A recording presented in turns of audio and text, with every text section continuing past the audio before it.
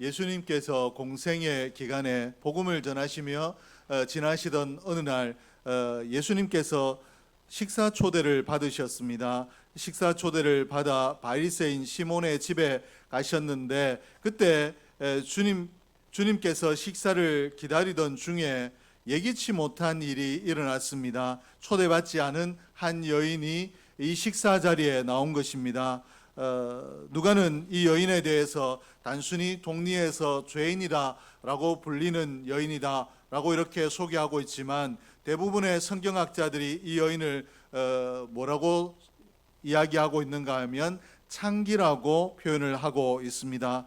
그런 동네에서 죄인이라고 낙인이 찍힌 여인이 예수님께 나와 또 예수님 발 곁에 엎드려 울다가 머리를 풀고 그 머리털로 예수님의 발을 닦으며 그 발에 입 맞추고 향유를 붓는 일이 일어났습니다. 이 여인의 이런 행동이 그 당시에 대단히 충격적인 일이었습니다. 왜냐하면 바리새인은 당시에 가장 존경받던 계층의 사람들이었습니다. 율법을 철저하게 준수하고 죄를 할 수 있으면 멀리하려고 죄를 멀리하려고 힘쓰는 사람인데 이 사람의 집에 초대받지도 않은 사람이 찾아왔다라는 것이 문제였고 또 이런 여인이 찾아와서 예수님 발 곁에 엎드려 울고 머리를 풀고 그 머리털로 예수님의 발을 닦으며 그 발에 입 맞추고 향유를 부었다라는 이 사건 때문에 이 일이 대단히 충격적인 일이었다라는 것입니다. 이런 충격적인 일이 더 충격이 될 수밖에 없는 것은 무엇인가 하면 이러한 일련의 행위들, 바리새인의 집에 죄인된 여인이 찾아오고 또 향유를 붓고 울고 머리털로 그 발을 닦고 하는 것들이 다 그저 보통의 사람과 관련되어 일어난 것이 아니라 예수님과 관련이 되어 일어났기 때문에 더 충격적인 일이었습니다. 만약에 우리가 이 광경을 봤더라면 우리가 어떻게 생각을 하겠는가? 우리도 긍정적으로 생각하거나 아니면 저 여인에게도 저렇게 해야 될 사연이 있겠거니 이렇게 하는 것이 아니라 아마도 우리 사이에 대단한 소동이 일어날 것 같습니다. 오늘 요즘의 관점으로 이 당시의 이 일을 보게 되면 이것은 스캔들입니다. 즉 다시 말해서 그저 그런 일이 있었구나라고 하고 지나가는 것이 아니라 온 나라에 화제가 될 만한 그런 일이라는 것입니다. 오늘처럼 그때에 인터넷이 있었다면 당장에 인터넷에 실검 1위를 차지하고 창기가 예수님의 발에 눈물을 쏟다가 그리고 그 발에 머리털로 그 발을 닦고 향유를 부었다라고 인터넷 실검에 오를 일이 되고 그리고 네티즌들이 할 수만 자기가 가능한 대로 다 이 사건을 퍼날라서 우리나라에 일어난 일이었다 할지라도 이 나라 안에 이 이야기가 머무는 것이 아니라 삽시간에 전 세계로 이야기가 퍼져나갈 만한 모든 사람들이 관심을 가지고 그리고 어떻게 이런 일이 일어날 수 있겠는가 충격을 받을 만한 그런 사건이었다라는 것입니다. 이런 일이 일어났는데 오늘 바리새인은 시몬은 어떤 생각을 했을까? 이 집주인은 어떤 생각을 했는가? 39절 말씀에 보니까 예수를 청한 바리새인이 그것을 보고 마음에 이르되 이 사람이 만일 선지자라면 자기를 만지는 이 여자가 누구며 어떠한 자 곧 죄인인 줄을 알았으리라 하거늘. 이 바리새인 시몬이 뭐라고 이야기하고 있는가 하면 이 여자가 분별 없는 죄인의 행동을 했다라고 보고 또 보통의 사람들이 할 수 없는 저속한 행위를 했다라고 이렇게 판단을 했기 때문에 이 시몬이 예수님에 대해서 대단히 못마땅한 생각을 가지고 있었습니다. 시몬이 만약에 예수님이 정말로 내가 선지자인가 해서 우리 집에 식사를 초대했는데 예수님께서 정말로 선지자라면 이 여인이 죄인인 것을 아셨을 것이고 또 이 여인이 자기의 곁으로 와서 자기의 발에 눈물을 쏟고 머리털로 발을 닦으려고 할 때 그때 책망하시고 이를 못하도록 제지를 하셨어야 선지자가 아니겠는가라고 생각을 하게 되었습니다. 그러므로 이 바리새인 시몬의 결론은 무엇인가 하면 이 예수님이 선지자가 아니라는 것입니다. 만약에 예수님이 선지자라면 자기를 만지는 이 여자가 누구이며 어떠한 자 곧 죄인인 줄을 알았으리라. 어떤 여자가 자기를 만지는지 그리고 이 여인이 죄인인지 아닌지 분별할 줄 모르는 선지자가 아니었기 때문에 이런 일이 예수님께 일어났다. 그러므로 예수님은 선지자가 아니다 라고 결론을 내렸습니다. 이런 시몬의 마음을 예수님께서 아셨습니다. 그래서 예수님께서는 시몬아, 내가 내게 이를 말이 있다 라고 시몬에게 말씀을 하셨습니다. 그리고 시몬을 위하여 비유를 들어서 이 여인의 행동을 설명하시고, 그리고 시몬의 생각이 왜 잘못되었는가, 그리고 이런 일을 보고 시몬이 어떻게 생각을 해야 되는가, 시몬의 생각을 교정해 주셨습니다.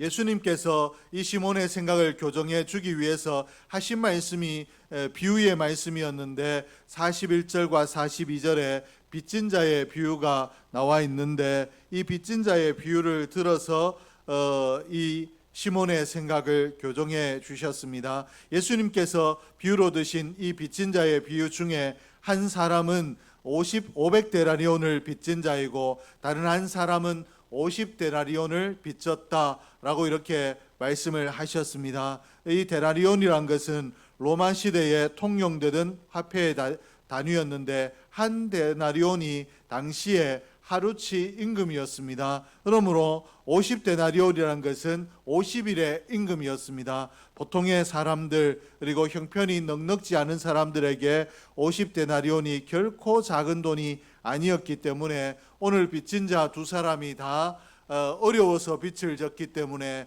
이 50데나리온, 500데나리온을 갚을 능력이 없었습니다. 그래서 갚을 능력이 없다, 이들의 상황이 딱하다라는 사연을 알고 빚을 준 사람이 빚을 독촉하거나 빚을 받아내려고 어떤 행위를 하는 것이 아니라 탕감해 주었다라고 말씀을 하셨습니다. 이 탕감해 준 이 이야기를, 빚진 자를 탕감해 준 이야기를 말씀하시고 난 이후에 예수님께서 시몬에게 물으셨습니다.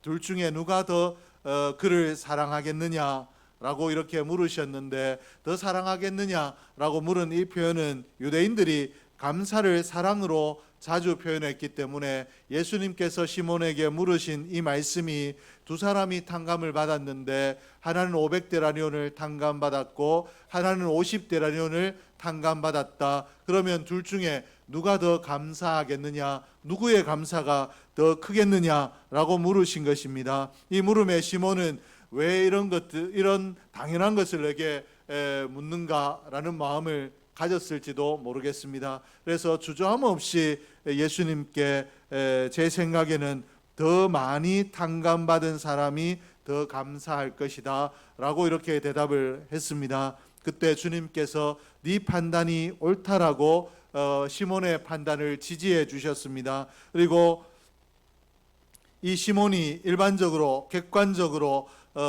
답을 한 이 말씀을 들으시고 이 답에 지지를 해주시고 난 이후에 예수님께서 이제 드디어 40절에서 내가 내게 이를 말이 있다라고 하셨던 그 말을, 이 비유를 하시고 난 이후에 내가 네게 이를 말이 이것이다 라고 말씀을 하셨는데, 44절에서 47절에 보니까 그 여자를 돌아보시며 시몬에게 이르시되 이 여자를 보느냐, 내가 내 집에 들어올 때 너는 내게 발 씻을 물도 주지 아니하였으되 이 여자는 눈물로 내 발을 씻기고 그 머리털로 닦았으며 너는 내게 입맞추지 아니하였으되 그는 내가 들어올 때로부터 내 발에 입맞추기를 그치지 아니하였으며 너는 내 머리에 감람유도 붓지 아니하였으되 그는 향유를 내 발에 부었느니라. 이러므로 내가 내게 말하노니 그의 많은 죄가 사하여 줬도다. 이는 그의 사랑함이 많음이라. 사함을 받은 일이 적은 자는 적게 사랑하느니라. 주님께서는 시몬에게 이 여자를 보느냐라고 이제부터 내가 너에게 할 말을 잘 들으라 라고 주의를 환기시키고 난 이후에 말씀을 하셨는데, 시몬의 행동과 이 여인의 행동을 하나하나 비교하시며 말씀을 하셨습니다. 이 유대인들이 자기의 집에 손님을 청하고 난 이후에 종을 들어서 그 사막 지역이기 때문에 샌들을 신고 다녔는데, 이 길을 걸어오게 되면 이 발에 흙투성이가 되기 때문에 발 씻을 물을 주고 그 발을 씻을 수 있도록 하는 것이 손님 초대의 예법이었습니다. 근데 예수님께서 말씀하시되, 시몬아, 너는 내게 발 씻을 물도 주지 않았다 라고 말씀을 하고 있는데, 시몬이 오늘 예수님을 사랑하거나 존경해서 부른 것이 아니라, 예수님께서 내가 메시아라고 말씀하시고 또 하늘 복음을 전하고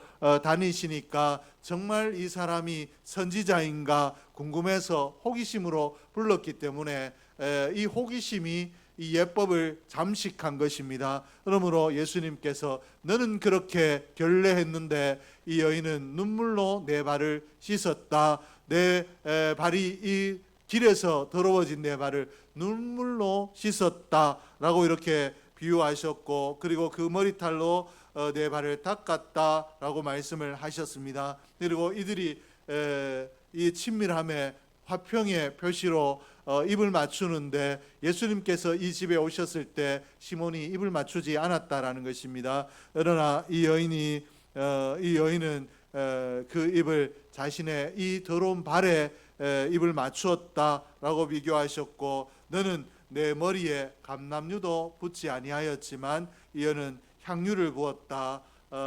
이 예법 중에, 손님을 맞이하는 예법 중에 하나인데 감람류를 머리에 붓는 것입니다. 그러므로 이 시몬이 예수님께 대단한 결례를 했다라고 지적을 하시고, 그러나 이 감람류보다 훨씬 비싼 향유를 이 여인은 내 발에 쏟아 부었다라고 비교하시며, 너는 결례했지만 이 여인은 그렇지 않다라고 말씀하셨습니다. 그리고 44절에서 이 여자를 보느냐라고 말씀하신 이 말씀이 무엇인가 하면, 예수님께서 이 여자에게 배우라라고 시몬에게 말씀하신 것입니다. 너는 이렇게 결례했지만 이 여인은 그렇지 않았으므로 너는 오늘 판단하는 자가 되는 것이 아니라 이 여인에게서 배우는 자가 되어야 된다라고 말씀을 하셨습니다. 죄 사함을 많이 받은 사람, 내가 죄 사함 받은 은혜가 크다라고 생각하는 사람이 감사하는데, 이 여인의 행위가 자기의 죄, 내가 죄인인데 죄 사함 받은 것이 너무 감사해서 감당할 수 없는 감사함으로 자기의 눈물로 예수님의 발을 적시고 머리털로 그 발을 닦았으며 향유를 그 발에 부었다라고 말씀하시며, 이 여인의 행위는 다른 부정한 행위나 저속한 행위가 아니라 감사함의 표현이다라고 이렇게 말씀을 하고 있습니다. 탕감받은 은혜가 크기 때문에 얼마나 그 은혜가 큰지 격식을 갖추고 사람들이 내가 이런 행동을 하면 어떻게 볼 것인가가 아니라 감사함에 복받쳐서 자기도 모르게 이와 같이 행위를 했다라는 것입니다. 그러므로 시몬, 너는 남을 판단하고 정죄하고 스스로 나는 바리새인으로 율법을 잘 지키는 자, 하나님 말씀을 잘 지키는 자이다라고 나를 자신을 의롭게 여기고 있지만, 그러나 이 손가락질 당하던 이 여인이 얼마나 큰 감사로 죄 사함에 대해서 감사하고 있느냐. 너는 하나님을 기억하고 하나님 앞에 나는 의인이다라고 생각하며 죄 사함 받은 것을 까맣게 잊어버리고 죄 사함의 은총을 기억하지 못하고 감사하지 못하는데, 이 여자는 그렇지 않다라고 말씀을 하시며 이 여인에게서 배우라라고 말씀을 하셨습니다.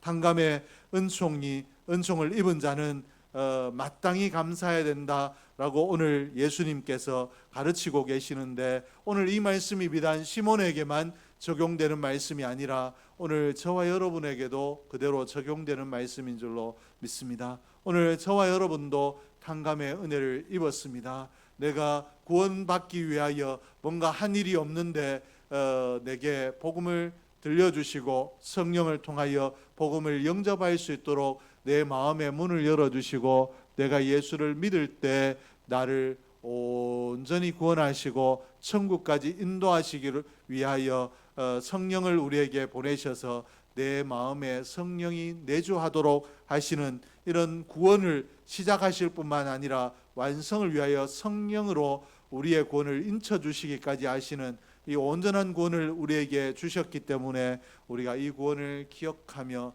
내가 죄인인데 탕감받아 구원받은 하나님의 백성이 되었다라는 것을 기억하며 온전히 감사해야 되는 줄로 믿습니다. 특별히 7월 7일 약 한 달이 남았는데 한 달이 지나게 되면 맥추감사절이 돌아오게 됩니다. 맥추감사주일이 돌아오게 되는데 이때 우리가 나는 이런 절기들을 하나님께서 우리에게 주신 이유가 절기를 통해서 우리의 신앙을 점검하고 또 하나님 앞에 우리의 감사를 점검하라고 이런 절기를 주셨는데 나는 맥추감사절을 맞이하며 감사하는 자로 살고 있는가? 하나님 보셨을 때 바리새인처럼 보이겠는가? 아니면 이 탕감받은 이 여인의 감격이 내게 있는 것으로 보여지겠는가? 잘 점검하고 우리도 오늘 이 여인처럼 넘치는 감사로 하나님 앞에 신앙생활할 수 있도록 우리의 신앙을 고칠 수 있기를 주의 이름으로 축복합니다. 그러면 우리가 무엇으로 감사해야 하는가? 이 맥추감사절은 첫 열매를 거두고 난 이후에 그 거둠을 하나님 앞에 하나님께서 우리에게 이런 열매를 거두게 하셨습니다 라고 감사하는 것이 맥추감사절인데 처음 얻은 것에 대한 감사를 하는 날이었기 때문에 초실절 첫 열매를 얻어 거둔 날이라고 해서 초실절이라고도 합니다. 이 맥추감사절에는 오늘 이런 처음 얻은 열매로만 감사하는 내게 이런 열매를 주셨기 때문에 이런 결실을 주셨기 때문에 감사합니다 라고 하는 이 감사만 있는 것이 아니라 영적으로 보면 더 깊은 의미의 감사가 있는데 이 맥추절이 어느 절과 연결이 되어 있는가 하면 유월절을 지킨 후에 7주일이 지난 날, 즉 50일째 되는 날이 맥추절입니다. 그러므로 이 맥추절을 오순절이라고 부르기도 합니다. 이 날이 유월절이 지나고 난 이후에 50일 이후에 맥추절이 있다. 그리고 이 날을 오순절이라고도 한다라고 했는데 이 오순절의 의미가 유월절에 대한 완성을 의미하는 것입니다. 유월절에 하나님께서 이스라엘 백성들을 이 장자의 죽음에서부터 건져주셨는데 어린 양을 잡아 그 피를 문설주에 바르면 이 장자의 죽음이 너희 집을 지나간다라고 약속하셨고 이 유월절에 이스라엘 백성들의 이 장자의 죽음을 주님께서 이기게 하셨습니다. 그러므로 이 유월절이 이 이스라엘 백성들에게 대단히 중요한 날인데 이 유월절이 지나고 난 이후에 50일째 되는 그날에 이스라엘 백성들이 우리가 과연 애굽에서 해방이 되었고 또 우리가 과연 이 죽음에서부터 건져주시는 은혜를 입었다라고 이 유월절과 관련해서 절기를 지켰는데 이 날이 바로 맥추절이고 오순절입니다. 그러므로 이 날이 죽음에서 벗어난 이스라엘 백성들이 지켰던 날이기 때문에 오늘 우리에게도 이 영적인 사망에서 벗어난 감격으로 하나님 앞에 감사해야 될 날이 되는 줄로 믿습니다. 예수님께서 십자가를 지시기 위해서 잡히시던 날이 어떤 날인가 하면 유월절 전날입니다. 그리고 예수님께서 돌아가신 날이 유월절 양을 잡는 날에 십자가에서 죽으셨습니다. 그리고 예수님께서 부활하신 날이 어느 날인가 하면 유월절 다음 날입니다. 그리고 부활하신 후에 50일째 되던 날에 예수님께서 마가다락방에 모여있는 자들을 위하여 성령을 부어주셨는데 오순절 성령의 사건입니다. 그러므로 예수님의 이 사역도 유월절과 다 관련이 있다. 이게 무엇을 이야기하는가? 이 구원이 우리 안에 동거하실 성령으로 완성되었다라는 것입니다. 예수님의 죽으심이 또 예수님의 또 보내신 성령이 임한 이 모든 사건들을 우리 유월절과 관련해서 우리에게 설명하시고 일어난 일들을 우리가 볼 때 이 성령으로 인쳐 주신 우리가 예수를 믿어 구원을 얻고 난 이후에 내가 과연 구원을 얻었는가, 내 힘으로 구원을 완성할 수 있는가, 힘들고 어려운 고비에 있을 때 성령을 보내주셔서 우리의 구원이 우리에게 있는 것이 아니라 하나님의 손에 있다, 하나님께서 이미 구원하셨다라고 성령을 통하여 너의 구원이 완성되었다라고 우리에게 보증해 주셨습니다. 그러므로 이 우리의 구원이 보증된 날이 어느 날인가 하면 6월 오순절이고 맥추절입니다. 그러므로 오늘 우리가 이 맥추절을 앞두고 무엇에 대해서 감사해야 되는가? 우리에게 주신 결실에 대해서도 감사해야 되지만 우리의 구원 때문에 하나님 앞에 온전히 감사해야 되는 줄로 믿습니다. 죄 많은 내가, 사망에 거했던 내가 예수 그리스도가 나를 위하여 십자가에 죽어 주심으로 구원을 얻었다라는 것을 기억하며 이 구원의 은혜에 감격하고 감사해야 되는데, 오늘 저와 여러분에게 이런 감사가 있기를 주의 이름으로 축복합니다. 이 여인처럼 우리가 감사해야 된다라면 이 여인이 어떻게 감사했는가를 좀 살필 필요가 있는데, 이 여인은 어떻게 감사했는가 하면 눈물로 감사했습니다. 자기의 죄 씻음 받은 일이 너무 감사해서 예수님 발 앞에 엎드렸더니 이 감사의 감정이 복받쳐서 눈물이 쏟아져서 그 발을 적실 정도로 눈물을 흘렸다. 이 여인의 감사가 감격의 감사였다라고 이렇게 가르치고 있는데, 오늘 저와 여러분의 감사도 이렇게 되기를 주의 이름으로 축복합니다. 내가 받은 구원을 기억할 때 그저 내가 구원받았다, 나는 예수 믿었기 때문에 구원받았어 설명할 수 있는 정도가 아니라 감사가 이 감격이 되는, 내가 주체할 수 없는 감격이 되는, 내가 구원받은 것을 생각할 때마다 하나님 앞에 나 같은 죄인을 용서해 주시고 나 같은 죄인을 구원해 주셨습니까? 라고 감격할 수 있는 그런 감사의 눈물의 이 감사가 저와 여러분의 감사가 될 수 있기를 주의 이름으로 축복합니다. 그리고 둘째로는 입맞추는 경배의 감사입니다. 예인이 주님을 높이는 감사를 드렸다. 즉 이 예수님의 발 앞에 엎드려 입을 맞추었다라는 것은 나와는 다른 존재, 내가 경배할 수밖에 없는 존재라고 예수님을 높이는 행위였는데, 이 여인의 감사에는 그저 인간적인 내가 뭔가를 얻었으므로 감사합니다라고 하는 그 정도의 감사가 아니라 내가 감당할 수 없는 은혜를 입었다라고, 그러므로 나는 당신을 경배 대상으로 여기고 경배할 수밖에 없다라고 하는 때와 장소의 문제가 아니라 사람들이 어떻게 나를 보는가의 문제가 아니라 나는 경배할 수밖에 없다라고 경배의 감사를 하고 있는데, 오늘 저와 여러분도 이런 경배의 삶을 살 수 있기를 주의 이름으로 축복합니다. 이 땅의 삶을 살 때 감사의 제목이 있으면 감사하고, 또 감사의 제목이 없으면 구원받은 은혜도 던져버리고 감사하지 못하는 자가 아니라, 오늘 늘 내가 받은 은혜에 감격하여 그저 감격으로 끝나지 아니하고 눈물로 끝나지 아니하고 주님을 높여드리는, 하나님을 높이는 경배의 삶을 사는, 내 중심에 내가 원하는 대로 사는 삶이 아니라 하나님이 기뻐하시는 삶으로, 할 수만 있으면 하나님 명령을 100% 순종함으로 하나님을 높이는 삶을 살고자 최선을 다하는 저와 여러분이 될 수 있기를 주의 이름으로 축복합니다. 오늘 제가 아침에 어떤 분에게 말을 했습니다. 몇 시쯤 퇴근을 하느냐라고 물었더니 왜요? 라고 하길래 그냥 대답을 해라 라고 했더니 목사님이 뭐라고 하시든지 간에, 제가 몇 시에 퇴근을 하든지 간에 저는 목사님이 시킨 일을 하지 않겠습니다, 이런 이야기를 하시더라고요. 이게 참